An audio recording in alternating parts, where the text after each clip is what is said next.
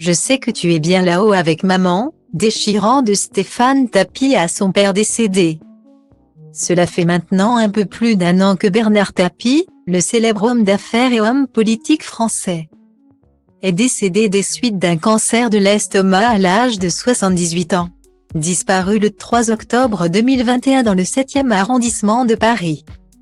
Il aurait dû célébrer ce jeudi 26 janvier 2023 ses 80 ans. Pour l'occasion, l'un de ses 4 enfants, Stéphane Tapie, issu de son idylle avec Michel Lévesque, lui a rendu un hommage émouvant et a tenu à saluer sa mémoire. C'est sur le réseau social Instagram que l'auteur du livre Comment te dire au revoir paru le 12 janvier dernier, dans lequel il revenait déjà sur sa relation avec son père ainsi que son parcours qui a fait de lui l'un des hommes les plus fortunés de France, a pris la parole, par le biais de son compte, où il est suivi par plus de 23 000 abonnés. Il fait part de son émotion. En ce 26 janvier tu aurais fêté tes 80 ans mon papa. Je sais que tu es bien là-haut avec maman et tes parents. Ici tu me manques, tu nous manques. Je t'aime, écrit-il avec ces quelques mots qui témoignent de l'immense amour qu'il porte à son paternel. On peut également y découvrir 2 clichés du père et du fils réunis.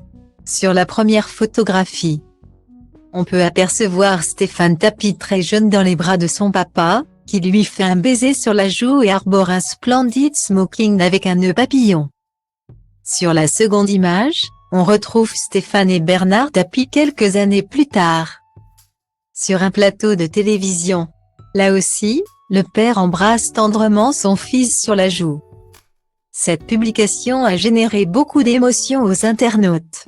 Ainsi, de nombreux followers ont fait part de leur soutien à Stéphane Tapie en ce jour forcément particulier. Maintenant que plusieurs mois se sont écoulés depuis la disparition de Bernard Tapie, courageux jusqu'au bout dans son combat contre cette terrible maladie, les révélations sont nombreuses au sein du clan familial.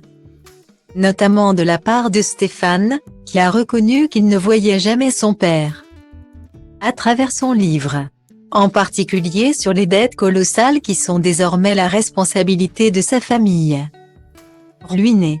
Et ce malgré les nombreuses ventes de plusieurs biens impressionnants qui ont eu lieu ces derniers temps.